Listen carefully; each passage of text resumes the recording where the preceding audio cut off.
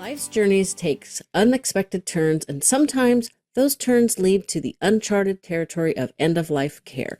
It's a path filled with emotion, love, sadness, and often a sense of the unknown. Today we're joined by Chaplain John, a hospice chaplain who provides spiritual and emotional support to those facing life's final chapter. Join us as we dive in to the heart of this sensitive topic, offering guidance, compassion, and advice for caregivers navigating this profound experience.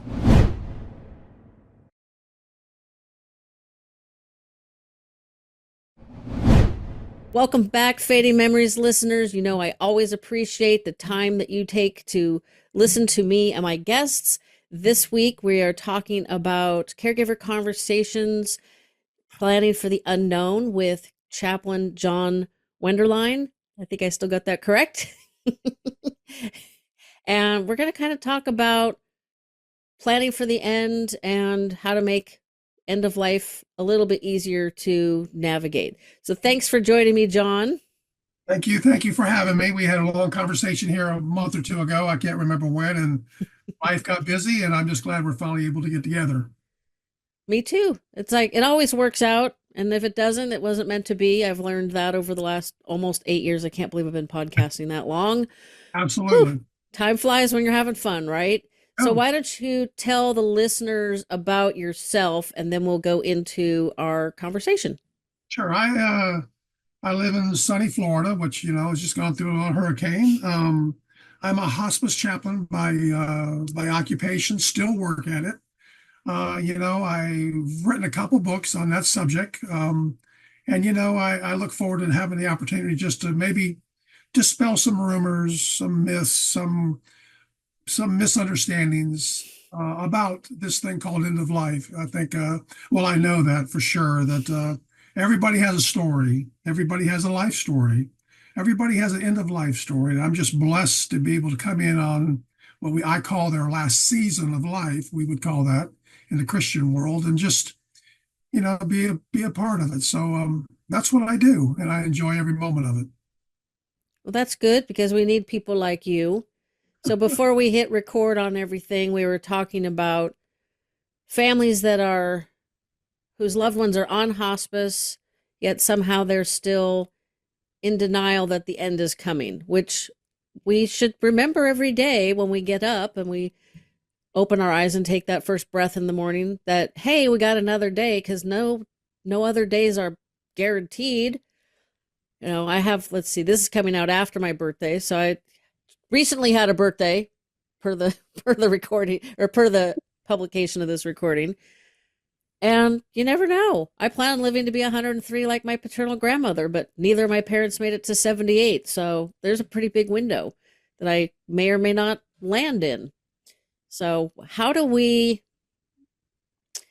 maintain our love and hope and all of the good care that we're giving our loved ones and not somehow slip into that realm of denial? Like, I've seen so many caregivers that just, the doctor tells them, oh, your loved one's got, 3 or 4 months, they're on hospice. Everybody's telling them the same thing, and yet all of them are wrong. Absolutely. Well, because of the internet, everybody's become a doctor.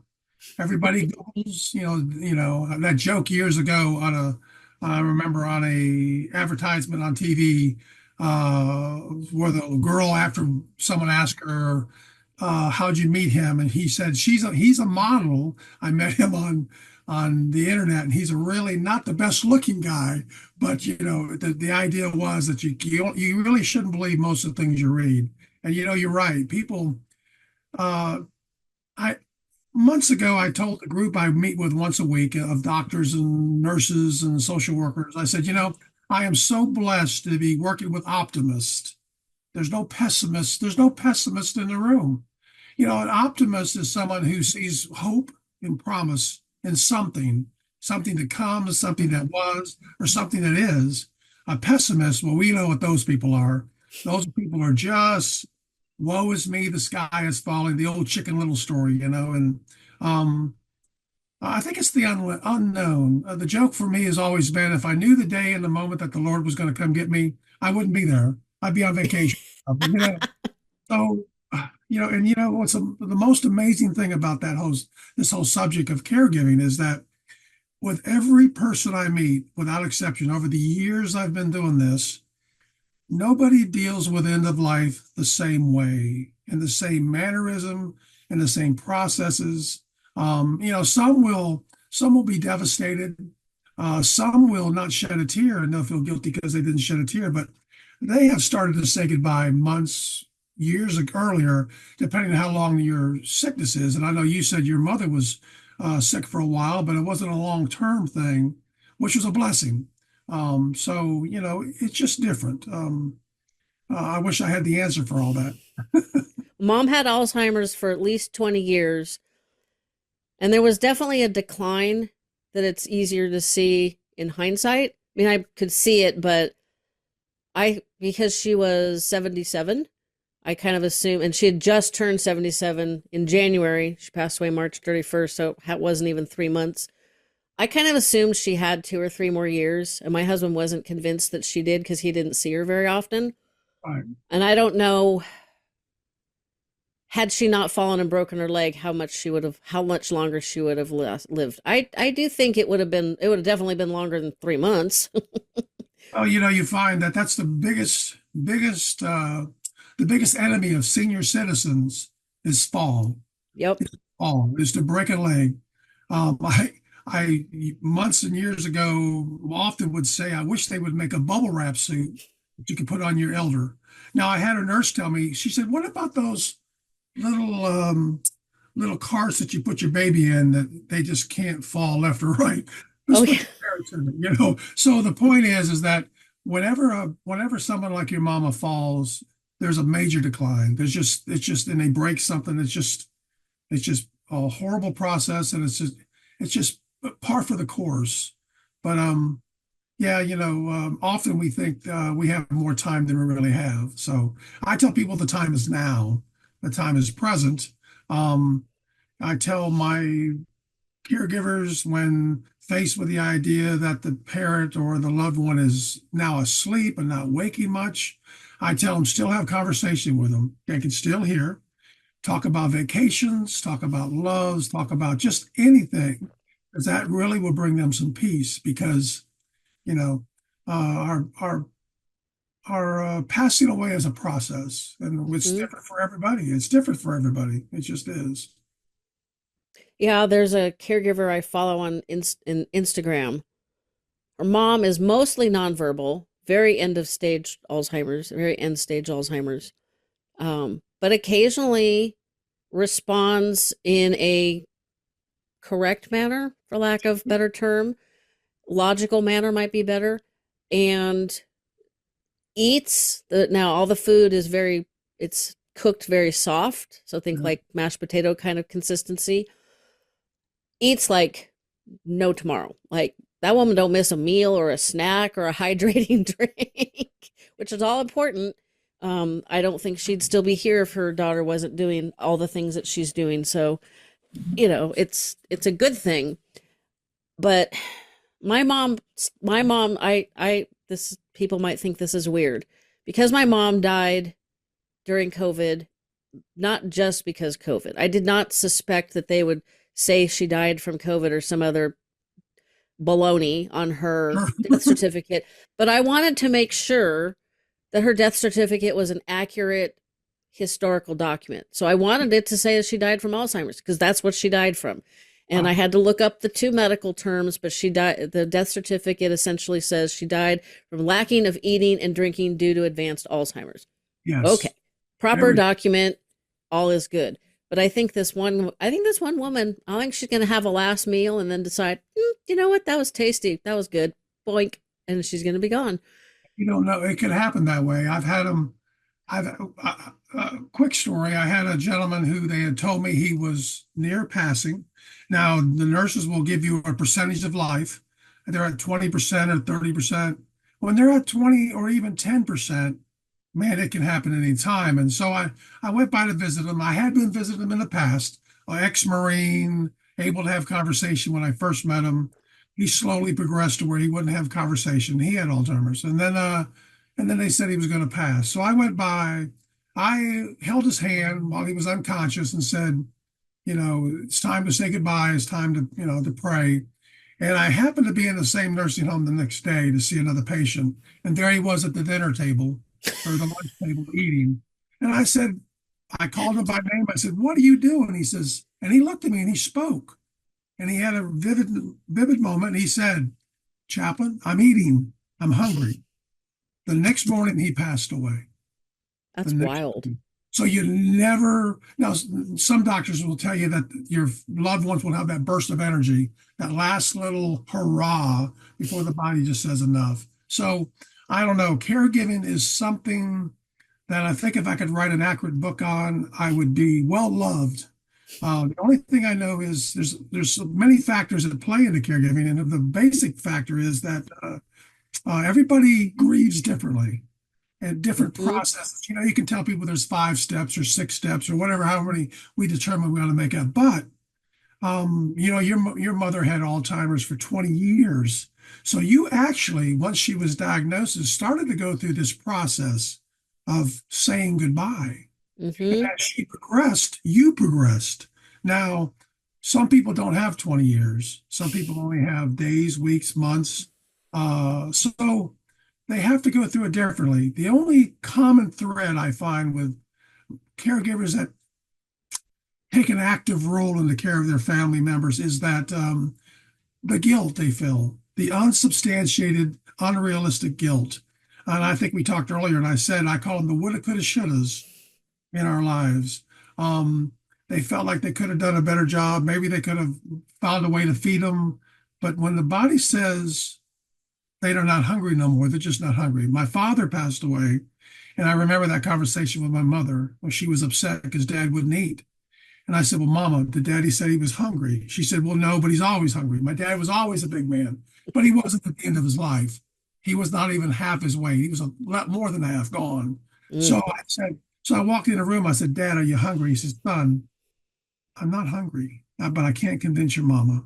I said, "Mom, if Dad's hungry, he'll let you know." Dad never ate another bit of food from that moment on, and he passed away a few days later. But the point is that in some of that we just give up, we lose that desire to to sustain nourishment, whether it be the mental disabilities of our brain or whether it be just our body shutting down, because there's a point that our body just can't process food. So the worst Hmm. thing you can do is put water in them or food in them, as you probably know. But you know I don't know. Caregiving is one of those things that when I meet a new family and I shake the hand of a daughter or a son, whoever it happens to be, I always say, "God bless you. You have your mother or your father has decided to let you take on such a awesome responsibility that when you're all done, you're never going to be happy." It's going to take years. It's going to take years for you to come to terms. And they did it.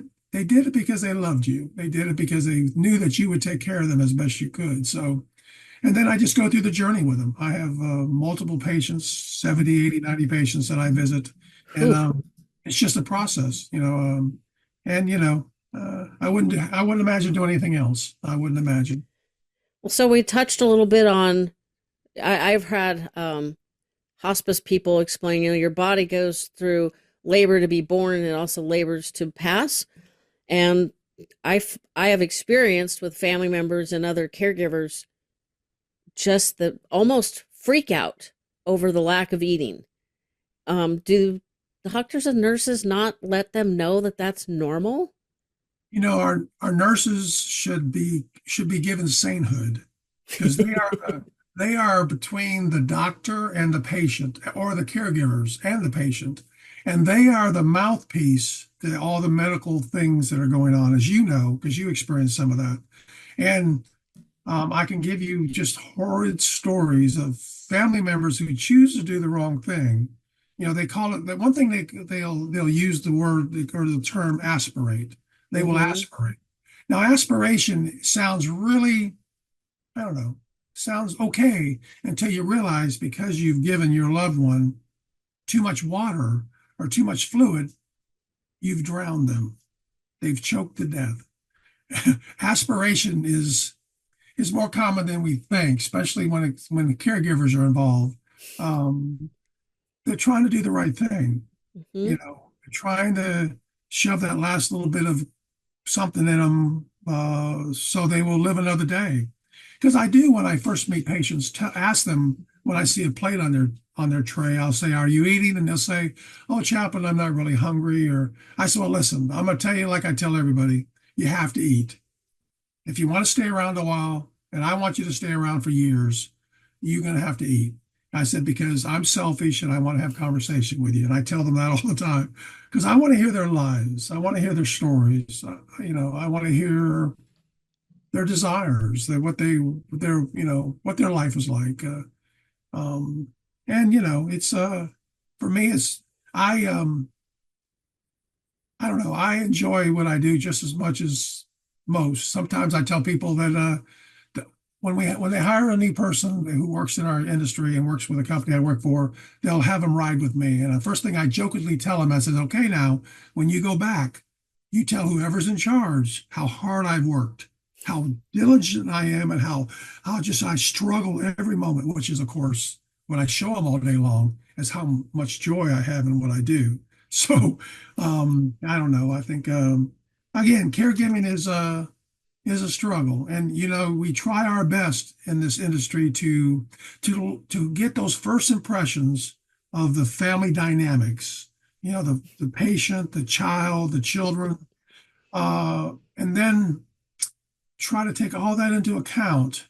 Luckily enough, as you faced, that we have just but one power of attorney, one person who makes those medical decisions for the patient who might not be able to. So, blessedly enough, we don't deal with others too much, because they always have an opinion. God bless the internet, but everybody has an opinion now. If not, the internet will give it to you. So, I don't know. It's a wonderful thing. How do we get family members to understand that not eating and drinking is not starving them or dehydrating them? Because my maternal grandfather died, unfortunately, from bone cancer. And this was 99. And I'm assuming things are different now. I'm pretty sure I know that they're different now. He was on a feeding tube while on hospice. And my aunt, so he was getting a very small amount of nourishment. And my poor aunt, the youngest of the four children, just could not wrap her head around that was enough. And she Right. would give him more than he needed. And it caused all kinds of problems on the back end. I Yes. think people could figure that one out. And Right. because he was so fragile, my uncle, the youngest, my mom was the oldest, so there was two boys in the middle. The youngest son just gave him just a light hug and cracked bones because that's what happens when you have bone cancer. So it's not like you could take him in the shower and easily clean him up from my aunt's um, well-intentioned feeding of him. And so that was Well, 99. We're talking, this is October of 2024. So that 25 years later, there are still people I encounter that just cannot wrap their head around that. And I'm really grateful for the hospice nurses that share a lot on social media. They've got really big followings. There's a couple that I'm aware of. I've learned a lot more, like the rally you were talking about, the guy who the next day was having lunch. I understand from these social media gals that that happens in about a third of cases. That's got to be really hard for families because you think, oh my gosh, he's better. And he's then healed. he's He's healed. gone. Yeah. Well, I'm glad I didn't have to deal with either with that because I think that would have been hard. mentally hard. Yeah. Not that I don't think I would have thought my mom was better because she'd been sick with Alzheimer's for so long. And you obviously don't get healed from bone cancer. That's my grandfather. Um, I don't know how I would have felt like with my dad. Well, you are blessed in the fact that you're in or of this industry. You have an understanding. You deal with professionals all day long, and you listen and you pay attention. But the most important thing is you're able to, I tell people what I don't know, I don't pretend to know. So when I want to know something about something that's more specific, I go to a professional. Now, it doesn't mean I don't get a second opinion, But when a doctor tells you or a nurse tells you, you will kill your loved one if you continue to do this. Now they do it in a more specific, nicer way. And you continue to do it. Well, you know, shame on you. That's all I can say. I Because, wonder I go ahead. wonder if the term you said they say it in a nicer way. Maybe that's the problem because I'm thinking of a gal that was in so I facilitate a support group now, but prior to that I was a support group participant and Right. during the pandemic I stayed in the support group for quite a while after my mom passed just because it was kind of a habit and Sure. I was used to seeing all these people in person. Another member's loved one passed, and it started with the doctor saying this person's got, 3 or 4 months to live. I think he lived a little longer, but she was furious, the doctor, absolutely furious. And at the end, the hospice company could do no right. Now, this was during the pandemic, so I don't know if some of her complaints were overblown or just, I mean, I know the hospice company we used for my dad, we kept playing phone tag. So I finally had to go with somebody that I actually got on the phone. It was the company that worked coordinated with the care home my mom was in. Yep. Um, Simply because, and I again had no ill feelings. It was like, this is the like, we don't know what the heck's going on right now. So Well, I can't expect these volunteers that are answering the phone to be better. It was frustrating because I wanted them, but sometimes you just have to move on. But yeah, this gal just like every step of the way, everybody was wrong, everybody was terrible, and it was just, and oh, Lord, I think her grief process was worse because of all of the denial. that's exactly right. And I think, I don't know, mine was weird because my mom died right at the start of all of the lockdowns and everything. And I felt very blessed that I got to see her the couple days, day and a half before she passed away. We got to see her the day she died. So we didn't have any of, them whisking her away. And that was that. And nobody in my family got sick or lost jobs or anything. So it was like, I can't complain about anything. There's a lot worse going on right now. I have zero, zero places to complain. Right. But I do think it extended it because I don't know. There are times I wonder, like, Well, we still in this grief process or not? there is a grief process, but the trick is that everybody, it's much like what your mother experienced, in your mother's sickness, and you know this to be true. There can be moments, it can last minutes, days, weeks, that your mother becomes violent. Then it goes away. Then it just subsides. The same way with the people who are just not accepting of the fact. They just don't know how to let that person go. They don't know how to, and it could be in their personal, it could be in their way, in their personality. It could be that the way they are and the way they wanted to treat everybody that was wrong really is the way they treat everybody anyway. They're just those people. When we've met those people I like to stay, keep as far away from as possible. But some of the problem with hospice, getting back to your question, is the nurses have to be professionally diplomatic. And sometimes those things don't run hand in hand. Like they can't look at a caregiver and be their What? mama. Okay. Can't be their mama. Can't say this the way it is. They have to be, they have to, what's the word? They have to take them by the hand and walk them through this process too. The problem is they may have 12 or 15 patients at a time that they're seeing once a week, twice a week, 3 times a week. And when a patient gets to that percentage of disability, like I said, 10% or 20%, they have to see them every day. We're required to see everybody every day, which is really not a requirement because I want to be there at the end. But you're going to get.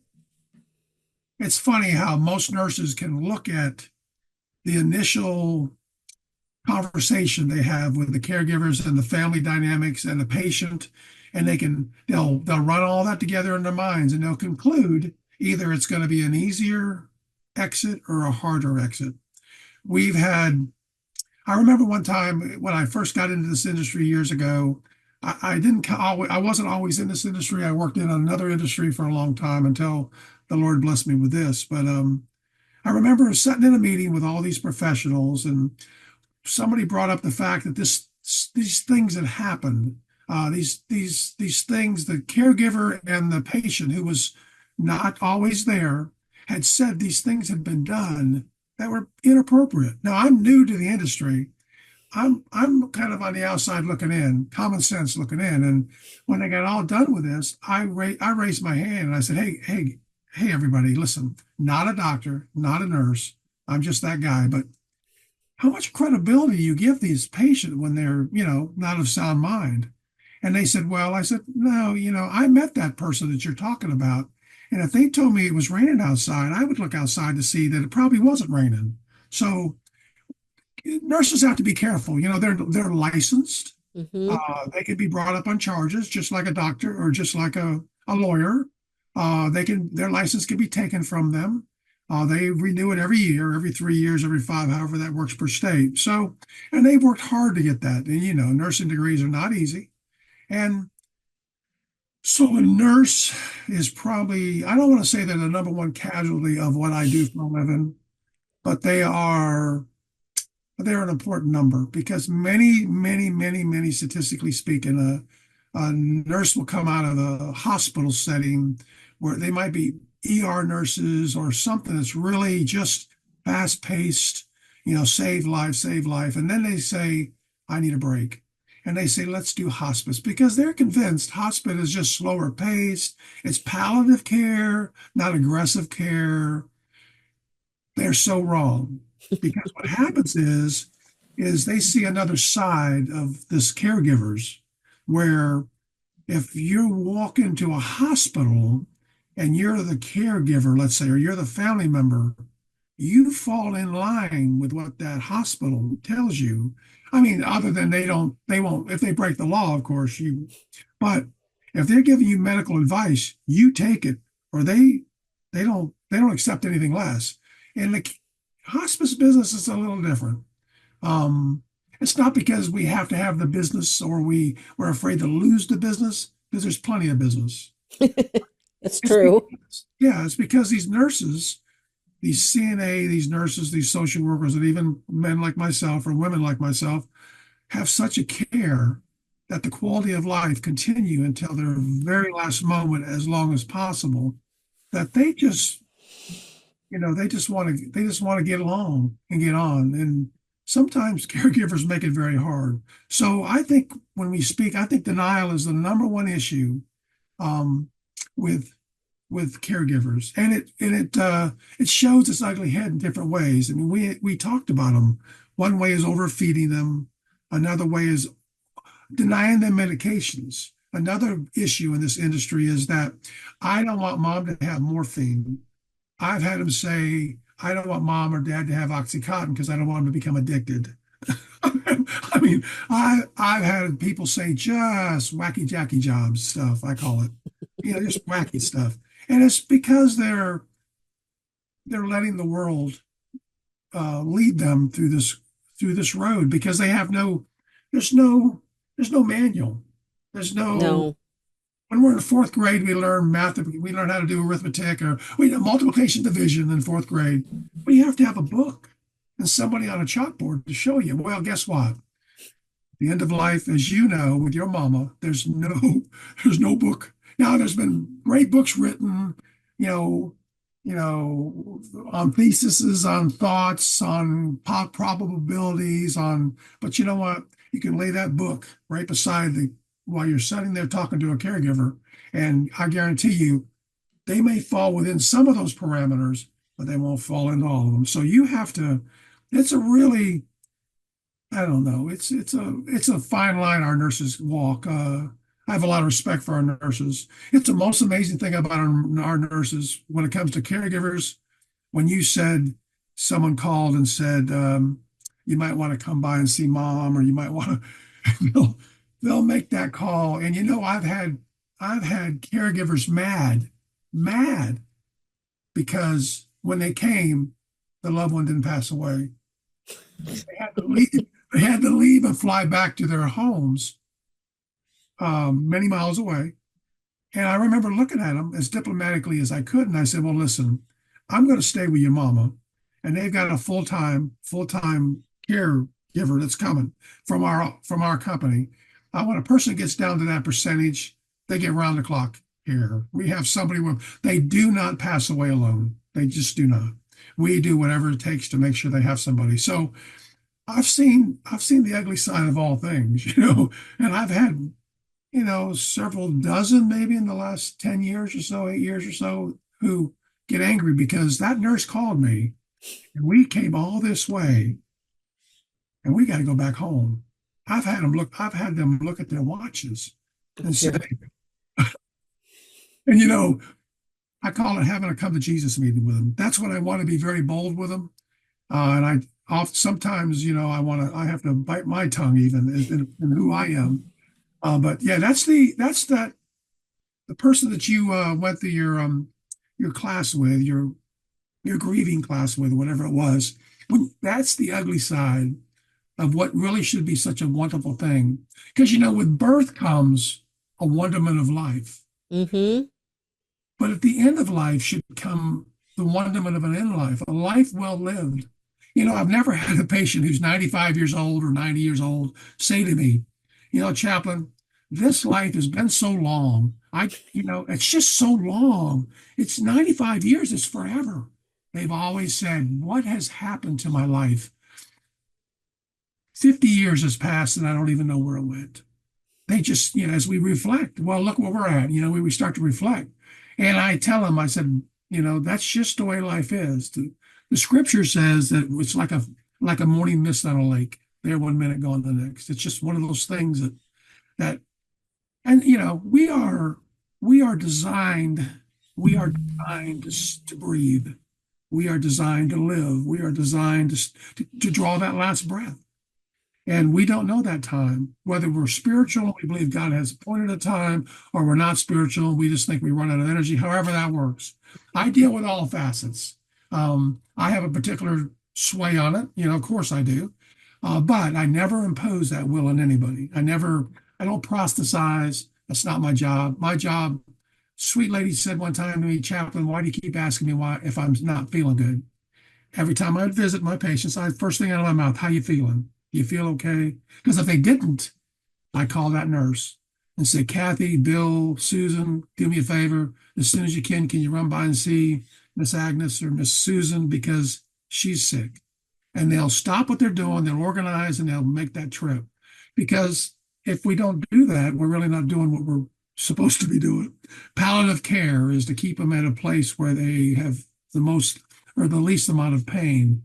But I had her ask me one time, she says, why do you keep asking me that all the time? Why do you keep asking me? I said, and I paused and I paused. You got to remember, she was a woman who was raised in upstate New York. She was of a particular faith and a particular political uh, spin. You could put all that together to kind of get a synopsis of who this woman was at 99 years old. And I said, it's because I love you too much. I don't want you in pain and I'm going to miss you. So I want to go before you because we had wonderful conversations about her marriage of 76 years, all these things. I wouldn't have changed that for the world. When she got sick and she was in the hospital and they knew that she'd never get out, her family, who was all over the world, her son, very successful in Europe, all flew in and they called me to her bedside and they had never met me. And when I walked through the door, they said, oh, so you're the chaplain that mom's been talking about. I went, ooh, okay. Is it good? Because her mama was her mama, Feisty. yeah, and I loved it. I loved every bit of it. She was so fun. There's nothing she surprised me with. And in that, she had 6 children. And I knew 3 of them. The other 3 were in other parts of the country.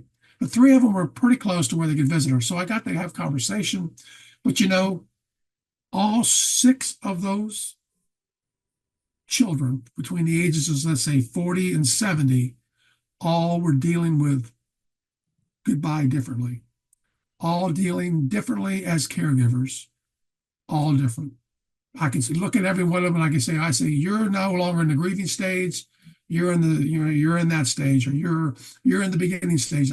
Every one of them, it was like a vision of what all the stages were. So when I saw these people, I said, you know what? That's why being a caregiver is so tough. The only thing I can say about caregiving is you are, and it's amazing that family members who are sick will choose the youngest of maybe five, or the middle person, middle child of a family of six, or they'll choose the oldest. There's no rhyme or reason. Whatever it is that's instilled in that person that they've chosen is the love and the companionship and the care that they need at that moment that they're getting ready to leave this world.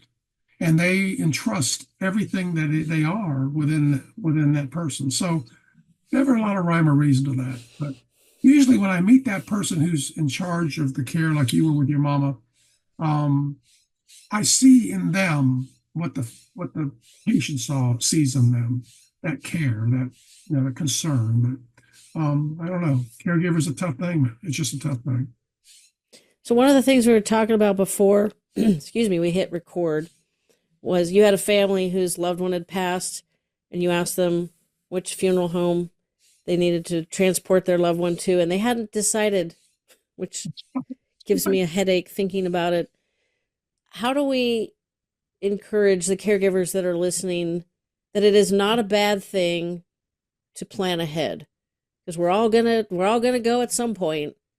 And as I was mentioning, and I'll retell this briefly, is I know a caregiver who's picked out the funeral home, the outfit, has started purging the loved one's belongings, and it would be very easy to look at that as callous and uncaring, and that is the exact 1000% opposite of this caregiver's journey, because their person would not be around had their care not been just top notch for nearly a decade. So how do we gently ease them into, like, my dad pre-planned, Good so for I him. didn't have to think about all that. The only, just for a little bit of humor, if well, the hospice company that took care of my dad said they enjoyed my dark sense of humor. I don't know if that's a compliment or not. Well, But person my knows. dad, my dad and I are very frugal people. I enjoy getting a good deal, makes my heart sing. Right. Um, there's certain things you got to spend good money on, but there's a lot of things you can get a good deal. That's It's that's me. So my dad went down the list, picked the bottom option, which was cremation with a cardboard box. I didn't even know that was an option until it then. is. It is. It isn't when you're a bigger guy, Yep. because I was informed by the funeral home, which thankfully was owned by family friends, and it was run by somebody I kind of knew. We were in the same. We were Rotarians in different clubs, so I had a lot of trust in him. He had to call me and tell me that they couldn't use a cardboard box because my dad was too big. And I could have freaked out, or I mean, I kind of laughed because I was like, I really didn't think the cardboard box was a really good idea anyway. So that was my experience with my dad. I didn't have to, you know, I didn't have to write his obituary. I didn't have to do any of it. He had pre-planned all that, and that's such a blessing. So my mom couldn't do that, obviously, because of her Alzheimer's, Sure. and she died during COVID, so everything was 1000% different. But how do we help people understand that planning ahead is not giving up or callous or uncaring? Because I know personally how much it benefited me that I didn't have to make a lot of those decisions, other than It's texting the funeral home director to see if my dad's wedding ring was still on him. There we go. Well, I have to say this, as a Christian as I am, um, this is not a subject that you would think only happens to those people who we like to call non-Christian. Christians go through this. If you have a pulse and you have a loved one who's dying, or you are getting older, everybody will face this. Like you said, we are all coming to the end one way or the other. So, uh, the obvious, I always have to speak the obvious. The obvious is to pre-plan like your dad did. The obvious. Yeah, my wife and I have pre-planned. It took me a little while for her to get off that idea. She loves the Lord with all her heart, but it took her a little bit of time. I had to keep coaxing her. Took a lot of years, but we're done. because I didn't want to leave it with my daughter. I think the most important thing is to remember you're doing this because you love the person you leave behind so much that you don't want to leave them with that burden. Like you had talked about the friend who had already started to get rid of memorabilia, get rid of things, you know. And then having said that, if you love that person so much that you want to take care of your affairs, you pre-plan. You get it done, you get it set aside, you let the person know you are gonna leave in charge, where that stuff's at, or give them a copy of it. But secondly, what you do is you listen to the nurse. When your mother came on service, she would have had a do not resuscitate, Hmm. DNR, and we like to publicly place that somewhere in the house, usually on the refrigerator, because it never fails that when something happens to that patient, the fire department comes in. They don't know no different. They start pounding on the chest. They start CPR. They start the paddles on a person who's terminal, but they don't know. So I Hmm. always make sure it's as public as you can get it. But get that DNR signed. It doesn't mean, now again, we have hospice patients that will not sign DNRs. We have loved ones, caregivers that will not sign, will not even mention. Sometimes we'll have loved ones who say, listen, you can go and visit my father, but you can't tell him you're with hospice. And I'll say, well, I won't lie to your father, but I won't bring it up unless he asks because it's against the law. You can't do that. You have to be, if he's got a good sound mind. But that's secondly. Thirdly, again, listen to the nurse. If she tells you, and she's gonna say a couple things or gonna ask a couple questions that usually the person asks when you sign up for hospice. Do you have a funeral home? Do you have arrangements already made? And who's gonna sign the DNR? Who's gonna sign the DNR? But we will let people skate through that because we think that all takes time to figure out, except to the point where I have to tell you the story again about being on call. As a chaplain, I'm on call at night, as in rotation, called to a house that they're not my normal patient. I'll come into the house, two adult daughters. When I say adult, north of 50, and a father who's north of 80, and probably close to 90. And mama's passed while I was there. And I told them at 2 o'clock in the morning, well, when you were done with your mama, when you're done saying goodbye, let me know. I'll take on the responsibility of the nursing home. I mean, the funeral home. I'll do that for you. I don't want you to have to do that. And they paused, and their eyes got as big as quarters. And they said, Mama never chose one. And I said, your mother never chose one? And they said, no, we couldn't get her to do that. And, that was mama's fault. So, if you can get some of that behind you, those things I just spoke about, caregiving can be a lot more beneficial because you have more time to love on, to spend with that person that's going to be leaving you. Because if not, Hmm. if not, you spend your time worrying about the funeral, you spend your time worrying, as if you don't have enough to worry about. Caregivers are these people who, if they live with their and take care of their family members, this is a typical caregiver. They only sleep barely when the patient sleeps. They eat only when they have time to eat and very rushedly because they want to feed, care for. They seldom take a lot of showers. They get time to brush their teeth, maybe, but it is a 24-hour a day job. And what happens is the closer you are to that patient, the more you love that patient, the more intense this care can be, to the point where I've had I've had senior ladies who felt they needed to take care of their husbands physically, and they were bigger men than them, have heart attacks. I had Hmm. one, I had one that was pinned under her husband for 45 minutes till the neighbors came. He wasn't dead, but he had passed out and fell on her. So caregiving, there needs to be a lifetime award for caregiving. There just needs to be, because it is just one of those deals. But again, Get all that taken care of like your daddy did. Get Yeah. when they come on hospice, get the DNRs, get the get all those things settled, get it all settled. This way you can focus on what's most important, and that's sharing the end of life, loving your family member as much as you can.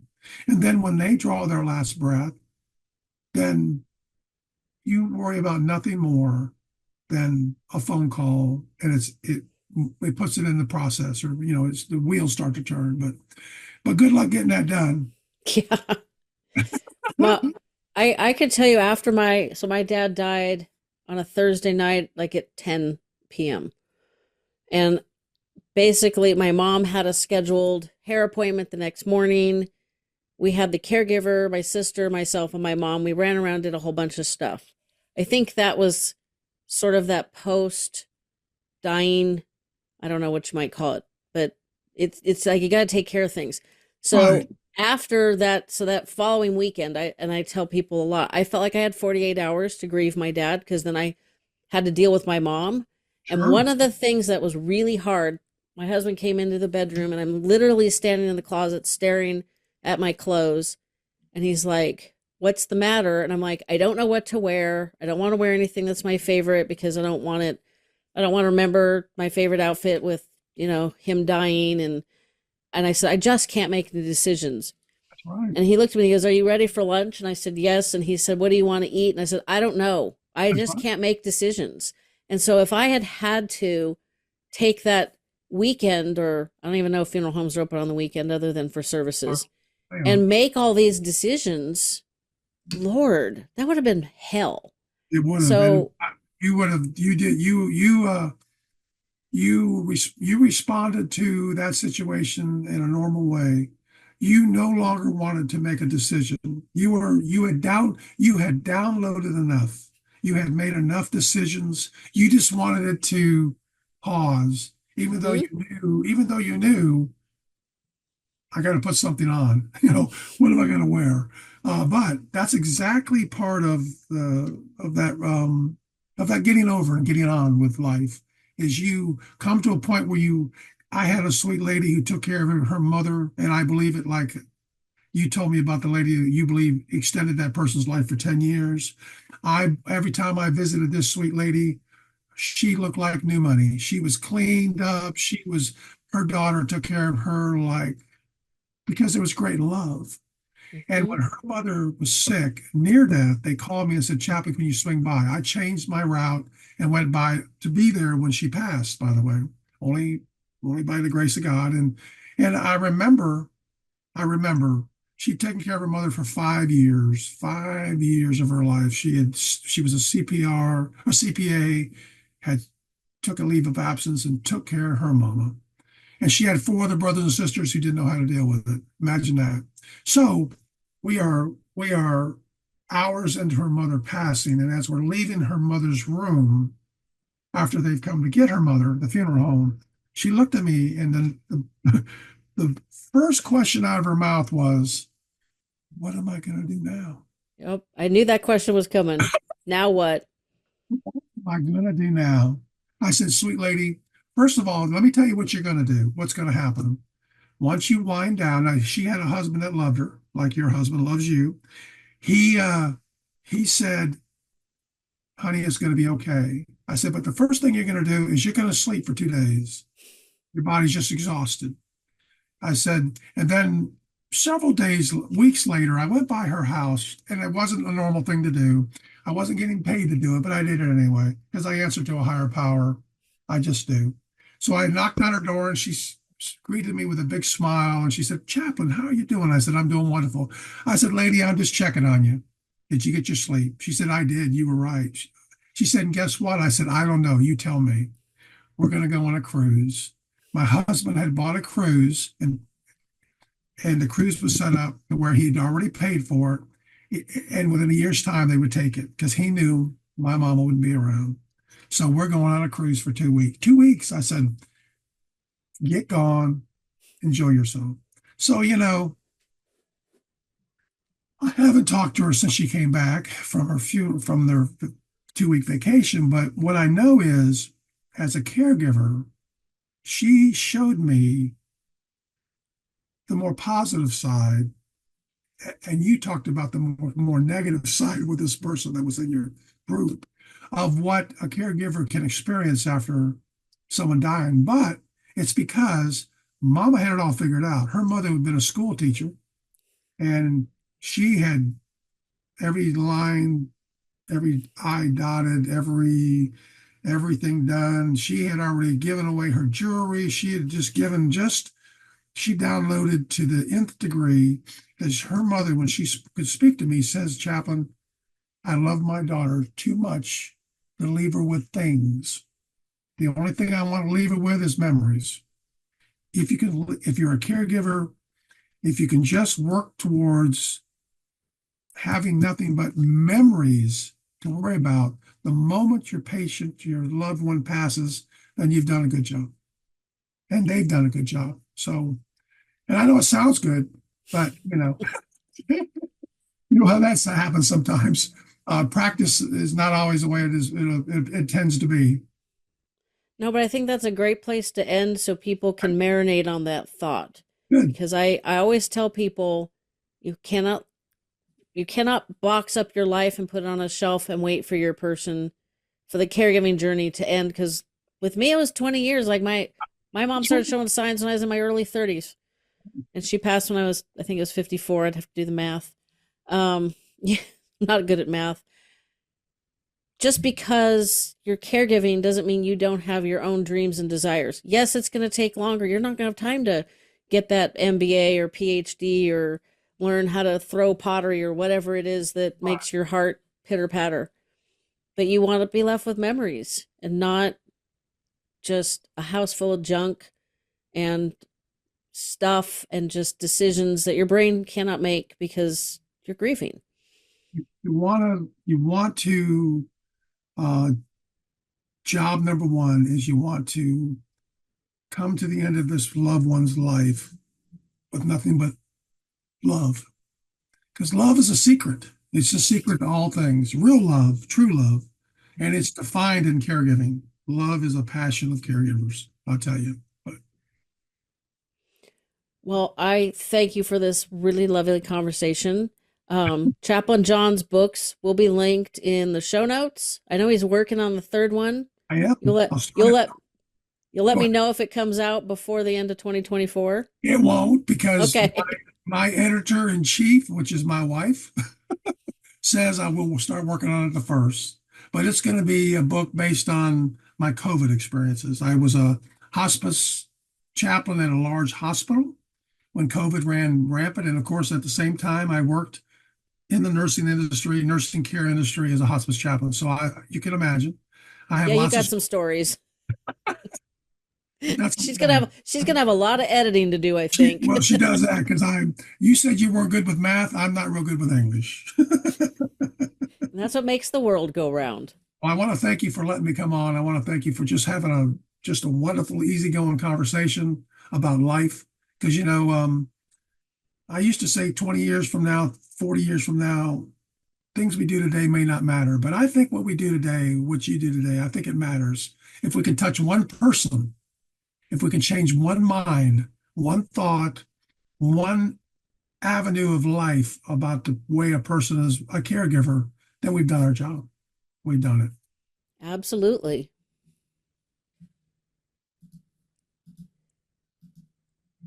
You tell I need glasses to see the screen. Like that button is really I'm tiny. not wearing mine because I glare, but Oh, well, see, I have these for looking at the computer and these for reading the to-do list. I'm not really sure why my eye doctor wasn't big on the progressives. oh yeah, I have really weird eyesight, so I have lazy eye, and my brain thinks I see double because technically I do. Um, and so it disregards the input from one eye at a time. So I don't have depth perception, and I only have peripheral vision on one side, and it's a mess. But it's been this way my entire life, so it's normal for me. It's just sometimes lighting birthday candles is a trick. yeah. Listen, I do things with glasses now. My eyesight, I had cataracts removed, and they wanted me to spend another 4 or 5 thousand to get lenses put in. And I said, no, I'm not doing that. So I still wear glasses. It's mostly to read close up things, but I thank you for the conversation. It's always fun for me to be able to download. No, I agree. So this is supposed to come out on that looks like Christmas Eve. See, I need the other glasses for this. But you know what? I can wear them on top of each other. There you go. Yep, That's okay. Christmas Eve. I don't. Maybe I might have to rearrange that. I don't know. You We'll just, see. you just send, if you'll just send me a note saying it's coming out or something, that'd be wonderful. Like I said, I usually send an email the day it comes out. Last week it didn't come out for over 48 hours, so I still have to send her. There was something blocking the RSS feed. Every so often my website goes. you had that problem when we talked the first time. It was taking longer for you to get stuff figured out. Yeah, I think what happens is because I went so my web guy changed some stuff and I went to a conference in New Jersey the last weekend of September. I came back, I loaded up I came back, the Tuesday episode came out. I think that was like October 1st. Everything was fine. Loaded up a whole bunch of stuff, show notes, just like put a lot of new stuff on the site on the back end, and then the next day it doesn't publish. And because I'd had the problem before and my audio host was like, well, Apple says it could take up to 24 hours. I'm like, it hasn't taken more than an hour Because ever. So that makes no sense to me, but apparently I'm not going to get anywhere by making that argument. So I waited, and it wasn't till Wednesday they're in Ohio, so they're 3 hours ahead of me, like you are. So when I called them, they were at the end of their day. People were tied up, and then I called like right after 2 because I can't do math, and I thought it was like not 5 o'clock yet there, and it was. And so then I sent them an email, and they're like, if you clicked on the RSS link, it wouldn't go anywhere. So it was kind of like file not found. But then when the web guy goes like 36 hours later, he's like, I don't know what the problem is. Or maybe it was longer than that. I think it was more than 48 hours. He's like, he sends me a screenshot of I don't know what that gobbledygook was. And I'm like, it still hasn't published. And then they were texting each other. And I'm like, wait, nope, that's a lie. It just literally just popped right in. And it said posted 2 days ago. But I'm like, trust me, it wasn't there 2 days ago. It's podcasting is weird because I have a website where everything goes. And like your episode will be there with the show notes and the links to your books and all the good stuff. And it'll be scheduled for midnight, 12:01 a.m., December 24th, 2024. And then the audio is hosted on another platform, and then they're connected through an app, and it's all very seamless. Works really well. It's easy until there it you doesn't go. work. I am computer illiterate, not totally. I mean, I would have never got through a couple of my degrees without knowing how to use a computer, but still. Well, I'll look forward to it. I have a web page myself. I'll always put on there that you and I had a conversation. It was wonderful. I'll always just talk you up. And then when it comes out, I post it on my webpage, remembermejw.com, and it's wonderful to have conversation. Next year, I've got a couple opportunities to go speak at hospice conferences. Just tell stories. That's really what I want to do. I want to stand up and just tell stories. It'd be a great gig. Yeah, that's what I'm trying. That's what I'm working on. I think you Um, told me that. Just stand up and tell stories. So yeah, I well, mean, I want to use my stories and the stories of all the people I've talked to and sure. talk to corporations and be like, hello, Yeah. you're losing money because of this elder care crisis. And there's some really simple ways you can fix that. Well, Um, and I can't remember her web page, but she is somebody who had her mother in the same situation your mother was in, and she has a web page. I think she's out of Indiana. I'm trying to remember. She's up north, and I interviewed with her, and that's what she does. She has a website designed for a bunch of free links to social care related to Alzheimer's, those sort of things. And then she I don't know what all she does, but she's been doing it for about 25 years. I'm trying to remember. Anyway, it's been about 6 months since we talked, um, but she's got a little different. It's a little different. I don't know. She seems a little more profitably driven. Not that you may not be profitably driven. You want to make a living. You got to make a Yeah. living. It's like Uh, I order groceries every Sunday night, and it just kills me um, I that the milk, the eggs, the oh, berries, it's like 70 oh, bucks. oh, it's just crazy. Well, part of it, I got to get my husband to stop eating so many damn eggs. Because I order 36 eggs. I don't eat that many eggs because he's killed me for eggs. Like Like eggs. I'll have a fried egg or an egg sandwich once a Get you week or so. a couple But chickens and let them run your yard. yeah, well, we live in the Sierra foothills. The deer would take out the chickens or the golfers. Yeah, either way. Yeah, What else do we have? We got squirrels. We have, you know what we have that lives in our community is bald eagle, a pair of bald eagles. yeah. I remember And when we went on our cruise to Alaska, when we stopped at Juneau, if you've ever been to Alaska, not there, yet. there were bald eagles on every light post. It was in a harbor where there was a lot of sailboats and boats. And there must have been in this small harbor with these boats, there must have been 100 bald eagles. And I mean, Hama Mama ones, big, Yeah, they're big. scary. Yeah, they're probably scary and big there at your place, but these things were monstrous for bald eagles. I mean, they had a wingspan of 7 or 8 feet, probably. They were probably, when they were sitting on their haunches, they were probably 4 foot tall. They were this big around the neck. It was just unbelievable. I I was think my, our I think ours are average size. I sure. think they're probably like 2.5 feet tall with like 6 feet wingspan. I mean, I Yeah, don't know. I haven't gotten that up close and personal, but I don't think they're. You know, everything's bigger in Alaska. I well, remember when my daughter was like in 5th grade, she had an atlas and they overlaid the outline of the state of Alaska over the contiguous 48 states, and Alaska took up like most of it. And I was like, dang, I knew Alaska was big, but I didn't know it was that big. I guess that's why Texas threw a hissy fit when Alaska came along Texas, because I they lived were the there. biggest state until Alaska came along. Yeah, they're a very large state. When you ever travel from one end to the other, it's pretty long. I lived there 10 years, so I know. But How long does well, it take to get from like the east to the west and like the 8 hours, whitest part? 8 or 9 hours. Okay. Yeah, it's 8 or 9 hours across. I can go from here to the middle of Texas, Austin, Texas, and it takes me every bit of 25 hours driving. But it takes to go through to cross Louisiana and then half of Texas. Texas is a good 14 hours, 15 hours. It takes you about 7 or 8 hours to get out of the state, and then the rest of the time you're either in Louisiana, short Mississippi, and then half of Texas, just half of Texas. So it's because that's where New Austin is, about the middle of the state. But The reason I ask is because let's see, from the San Francisco Bay Area to like LA is about 6 hours. six So that hours. puts it 8 from here I used ish. to go Eight, from nine. Pardon me? I used to go from Port Hueneme or Oxnard or Malibu to LA a lot.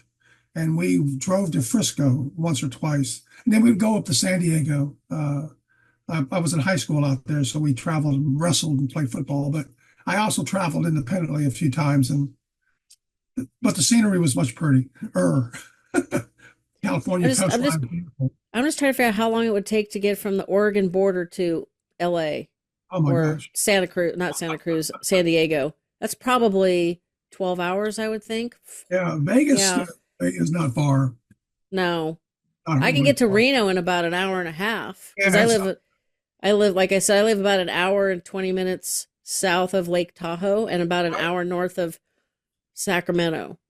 I swear everything is like about an hour from me. Like we were with Kaiser until earlier this year, and everything is in Roseville, which is a big suburb of Sacramento. That's 45 minutes away. Davis is about 45 minutes away, but you travel past Roseville. I don't know how everything is like an hour away.